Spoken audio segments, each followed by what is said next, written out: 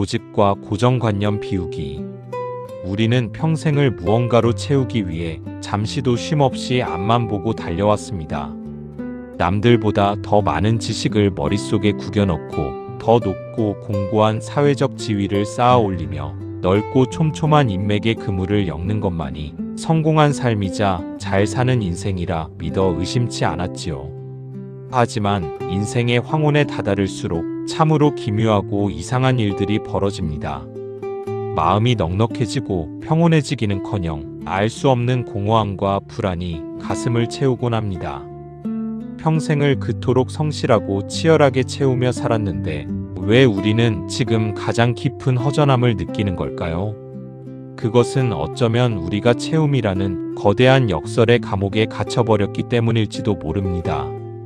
나이가 든다는 것은 수만 권의 지혜를 품은 거대한 도서관이 되어가는 고귀한 과정입니다.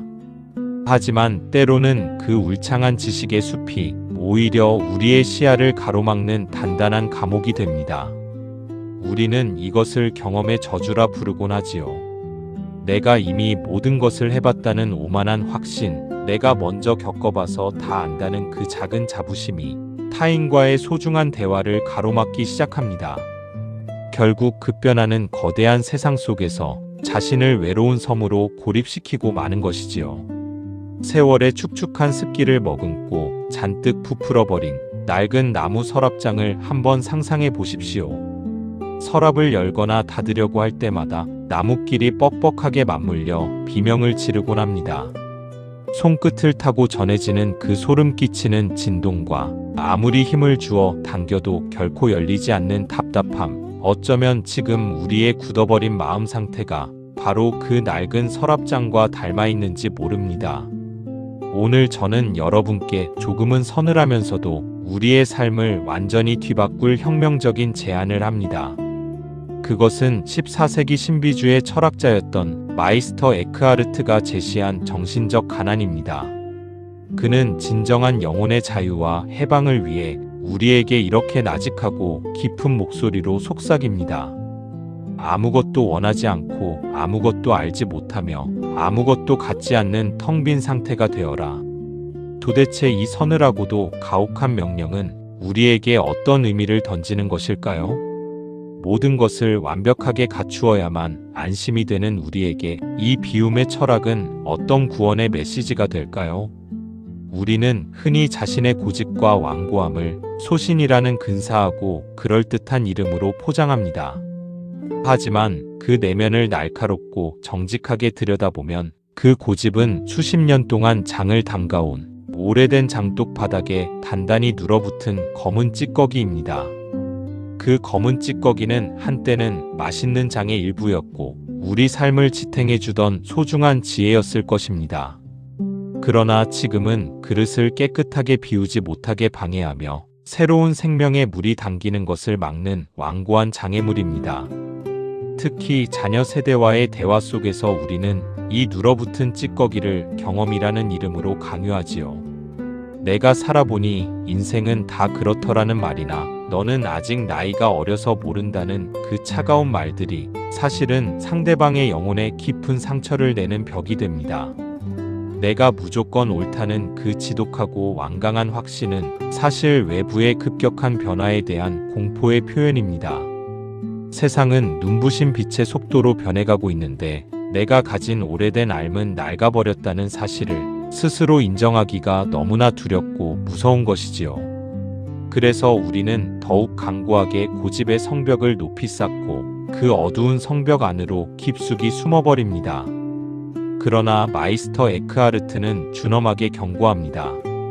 그 성벽이 높아질수록 당신의 영혼은 숨을 쉴 수 없으며 결국 스스로 만든 차가운 감옥에서 고사하게 된다고 말이지요. 타인과의 소통이 뚝 끊어지는 고통과 괴로움, 자녀들이 더 이상 곁을 내주지 않는 외로움의 실체는 사실 당신이 비워내지 못한 완고한 찌꺼기의 결과입니다.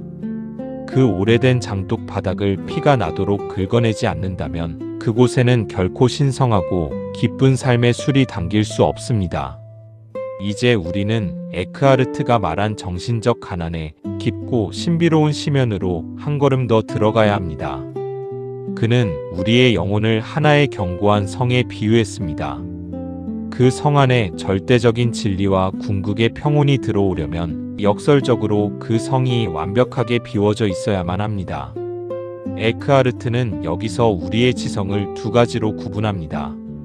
외부의 사물을 인식하고 이미지를 만들어내는 능동적 지성과 그 모든 이미지와 판단을 완전히 내려놓고 오직 근원의 빛을 맑게 받아들이는 수동적 지성입니다. 우리는 평생 동안 능동적 지성만을 사용하며 살았습니다. 끊임없이 세상을 판단하고 분석하며 자신만의 견고한 지식 체계를 높이 구축해왔지요. 하지만 에크하르트는 단호하게 이야기합니다. 우리가 무언가를 완벽히 알고 있다고 착각하는 바로 그 순간 그 오래된 앓은 진리가 들어올 자리를 가로막는 우상이 됩니다. 해마다 낡은 문창살 위에 새로 덧칠해온 겹겹의 두꺼운 창호지를 한번 떠올려 보십시오. 매서운 겨울 추위를 막아주던 고마운 종이들이었지만 그것이 한 겹 두 겹 두터워지며 쌓여가다 보니 이제는 방 안으로 따스한 빛 한 자락조차 통하지 못합니다. 우리는 그 두꺼운 창호지를 경륜이라 부르며 소중히 여겼으나 사실 그것은 우리 영혼을 캄캄한 어둠에 가두는 덮개였습니다. 에크하르트는 그 낡은 창호지를 한 겹씩 떼어내라고 권합니다. 아니, 아예 창틀만 남겨두고 미련 없이 다 찢어버리라고 말하지요.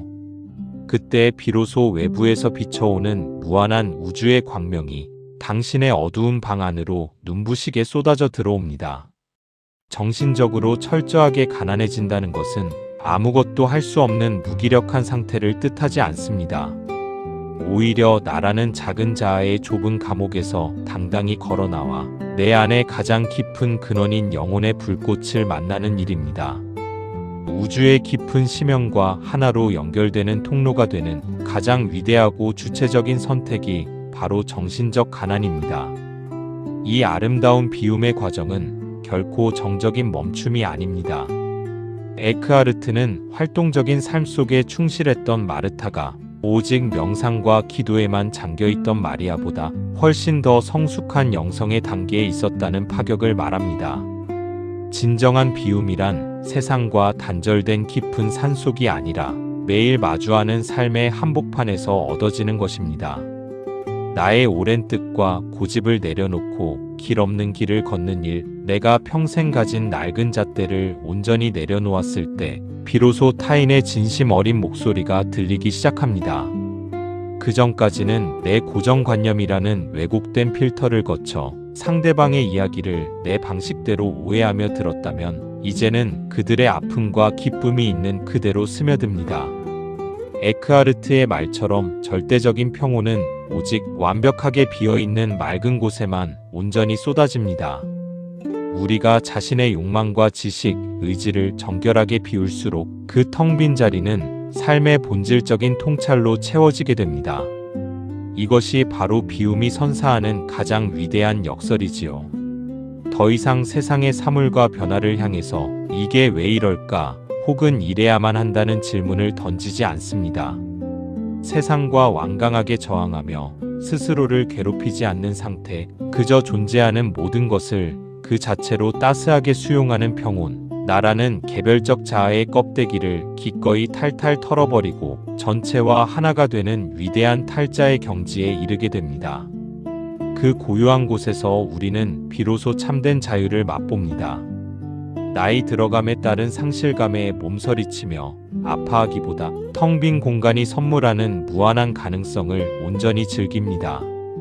자녀의 귀한 삶을 나의 낡은 잣대로 마음대로 재단하지 않고 하루가 다르게 변화하는 세상을 적으로 돌리지 않으며 그저 도도하게 흐르는 강물처럼 모든 것을 품어 안는 저 넓고 푸른 바다와 같은 마음을 가지게 되는 것입니다. 완전히 비워냈기에 비로소 우주 전체를 소유할 수 있는 이 신비롭고 거대한 자유는 오직 자신의 해묵은 고집을 십자가에 못 박은 자만의 특권입니다.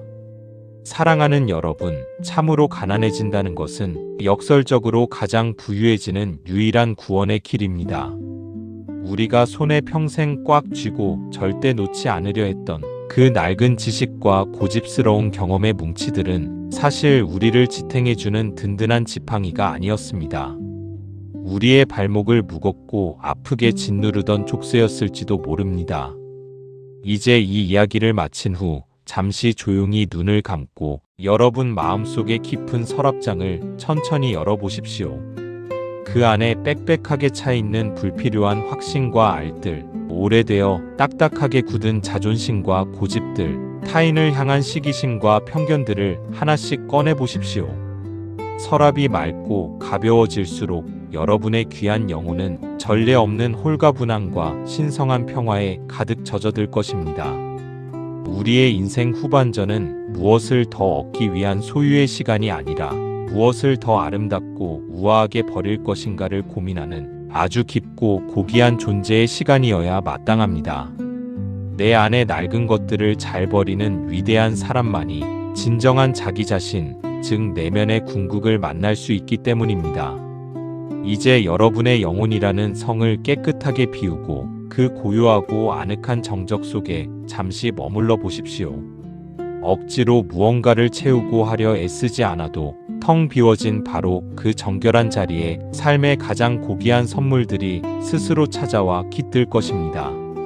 당신의 영혼이 아무것도 아닌 투명한 상태가 될 때 당신의 위대한 영혼은 비로소 세상 모든 것을 품는 우주가 됩니다. 겹겹이 쌓인 어두운 고정관념을 시원하게 찢어낸 당신의 맑은 창틀 사이로 저녁 햇살이 스며듭니다. 그 투명하고 온화한 빛의 온기 속에서 당신은 이전보다 훨씬 더 풍요로운 인간으로 태어날 것입니다. 고집을 가볍게 비우고 참된 영혼의 자유를 얻으십시오. 그것이 생의 끝자락에서 만날 수 있는 가장 장엄한 승리입니다. 오늘도 당신을 응원합니다.